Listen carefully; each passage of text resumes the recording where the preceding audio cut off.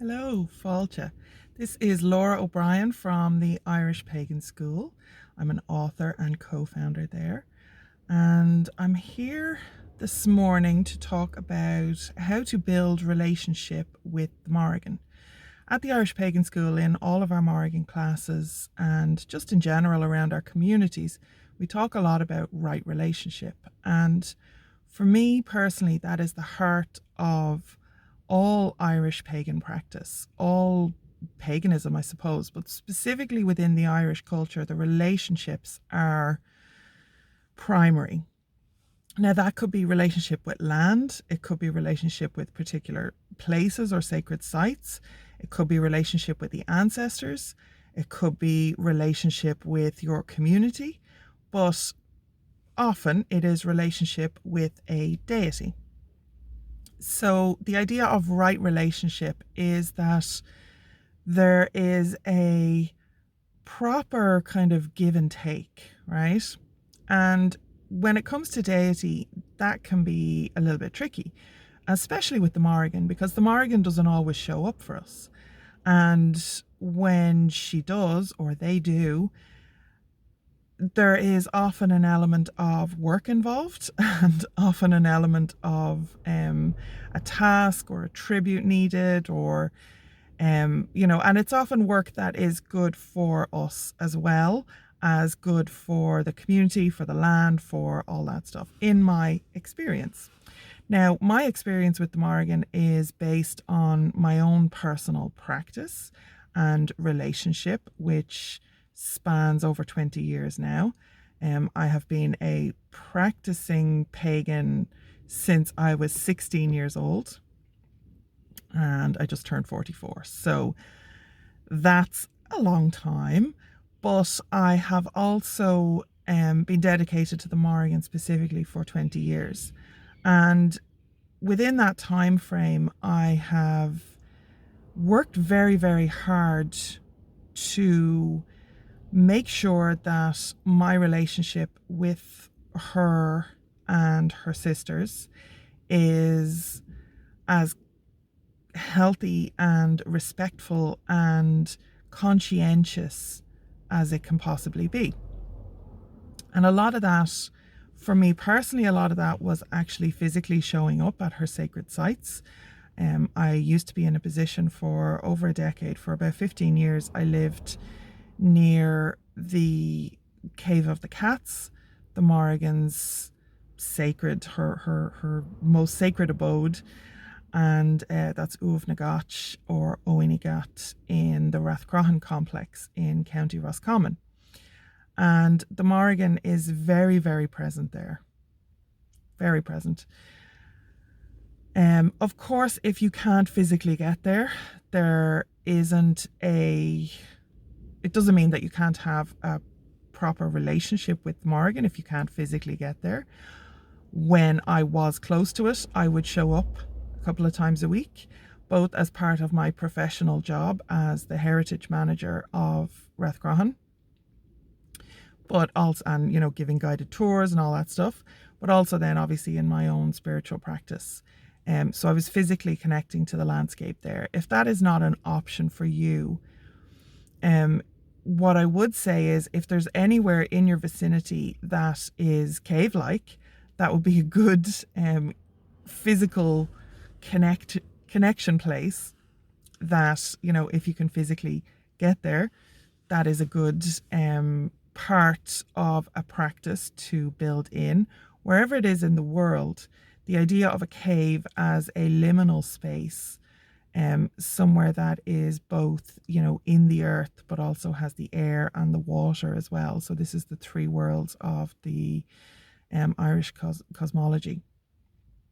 So for me, caves are particularly sacred to her. Now, if you cannot physically get to a cave, reasonably, if you can and you just don't want to, that's a different thing. Make the fucking effort, right? But if you physically can't for any reason, that's okay.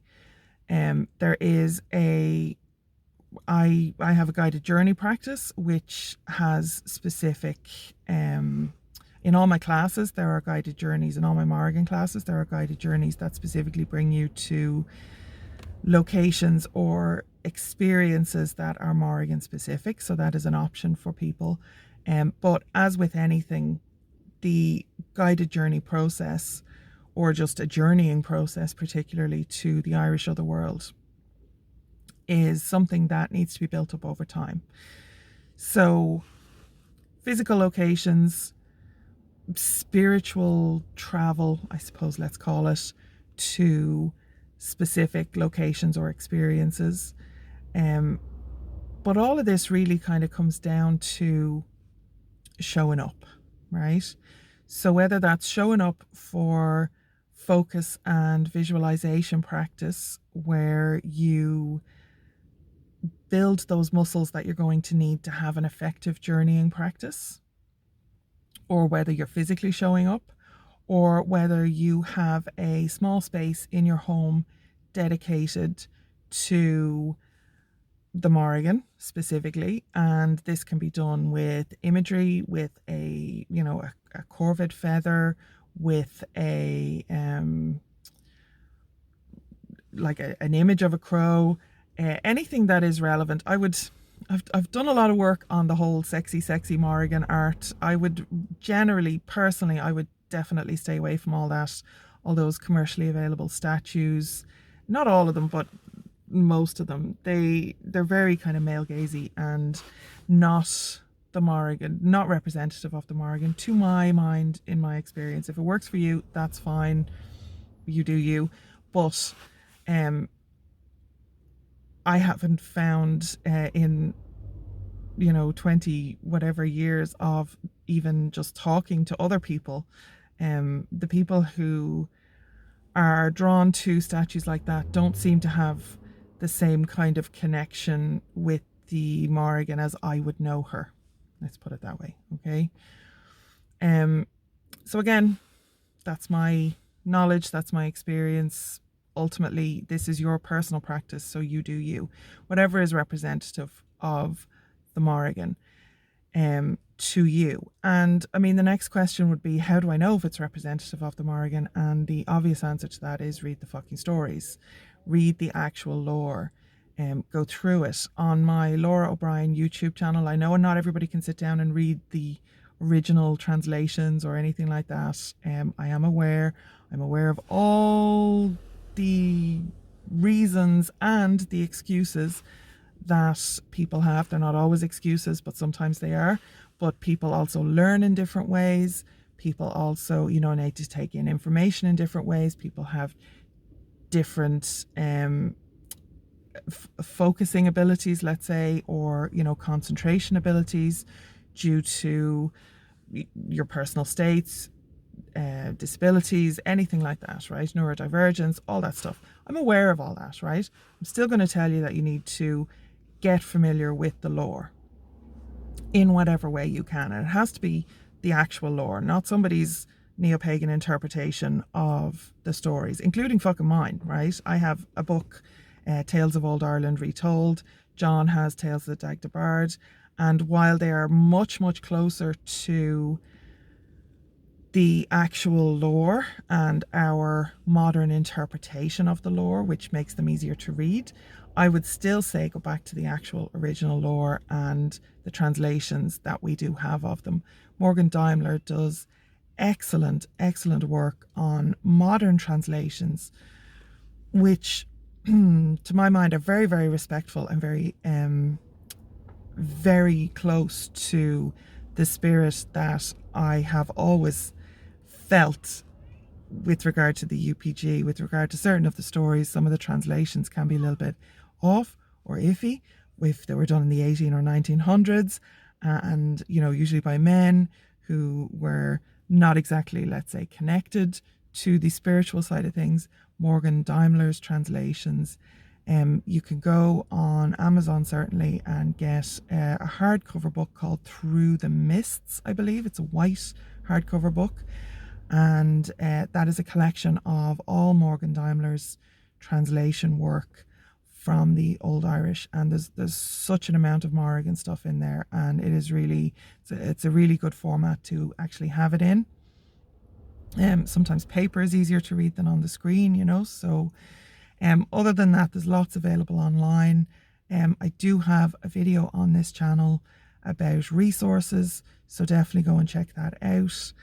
I'll link it below actually, so make sure that or I'll link it at the end, maybe that'll be the best thing, the resources video. So you have the help, you have the support, right?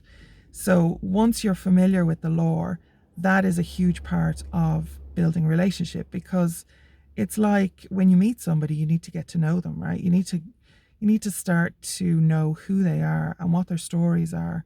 And this is the same for any relationship. Like if you met somebody in a cafe or a bar, or on a dating site, or I'm not saying date the Morrigan, but you know what I mean. The first thing you're going to do is ask them about their past, their history, what they think, what they feel. And the closest that we have, especially when we're starting off with building a relationship with the Morrigan, closest that we have to this is the original lore stories that were written down. So definitely put that into your practice on a daily basis, on a weekly basis, whatever's going to be comfortable for you, but do it consistently, where you have a little study session and you are looking through those resources. And there's a lot of them, at first, there's a lot of them. Again, I have some lore readings. I have the Tombo Regavna in a reading on my Lora O'Brien YouTube channel. I have the Tombo Kulnya. I read through the whole fucking thing, so you can just listen to it rather than having to read it. I am going through a Dinhenicus, which some of those will be Morrigan related, reading on this channel, so that's a kind of an ongoing project. So you have options, okay? So those resources are available to you. And again, check out that video. It'll be linked below and at the end on Morrigan resources.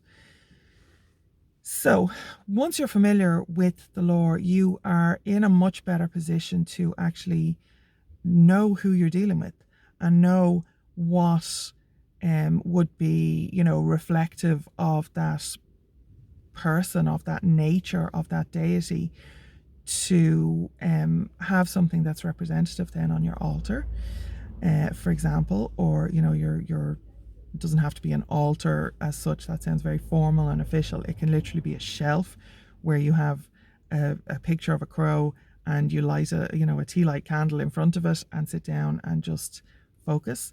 But that's the other part of it. Once you have that kind of quiet space, and just pick a place. It could be the cave, it could be a little space in your home, it could be out under a tree in your garden, whatever it is, you should have a space or a place that you can go to on a very regular and very consistent basis to tune in, to make yourself available, to make sure that you are showing up.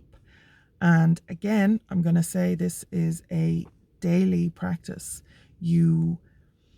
And if you can't do it every day, then, try not to skip 2 days in a row, right? Because then it becomes a week, and then it becomes 2 weeks, and then, it's a month later and you haven't done it, right?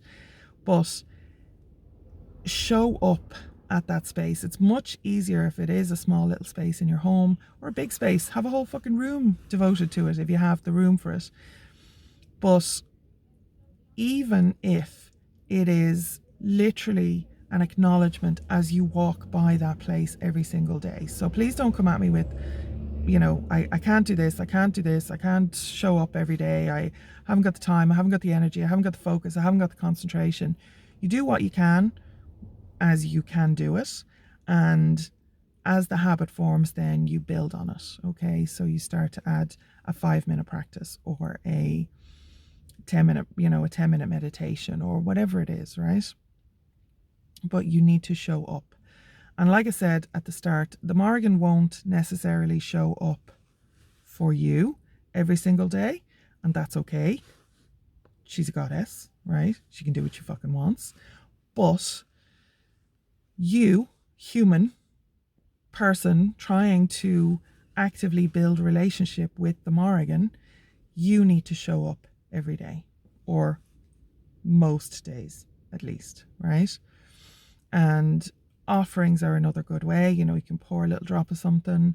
You can, whatever food you're eating, you can give a little bit of your food. You could pour some milk or some cream if you don't want to do alcohol. You know, whatever it is, you can absolutely have a consistent daily practice with relatively minimal effort. The effort comes in the consistency, right? And then you can work it up to, you know, you could be sitting in front of that altar doing a journeying practice 2 or 3 times a week, every day. There's definitely been periods in my life where I have done journeying every single day, but I don't always do that now. I do my health meditation practice is about 10 minutes, and that improves focus and visualization and concentration as well. So that's, again, I kind of think of that as going to the gym. It's my mental and spiritual health muscles that I'm building. And I mean, meditation is so good for you anyway, but yeah, all of that is going on. So I do about 10 minutes every single day with that.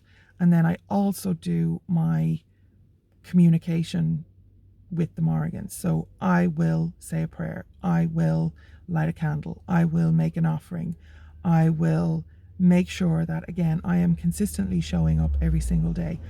That is when I do my journeying practice as well. So currently it's maybe 2 to 3 times a week.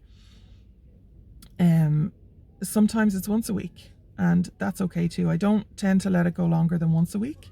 There are lots of resources at the Irish Pagan School. There is a whole free class on meditation and, you know, starting that practice. So please do take that. Go to irishpaganschool.com, and if you go into like all classes or all products, I think, I can't remember, it's along the top. So you will have to go and click on, in the categories section, there is a free, you know, there's a link below. There's a link below. I'm trying to take you through it all. There is a link below. So I'm going to finish it there. That is how to build a practice with the Morrigan. You learn the lore. You try and connect at a physical location if possible. You definitely show up consistently every single day. You do a meditation and journeying practice, and you can make offerings, you can whatever. And, you know, once you are consistently showing up and making sure that the Morrigan has your attention, then you will find that the communication starts to flow back the other way. Okay, so slán go fóill. I will see you in the next video.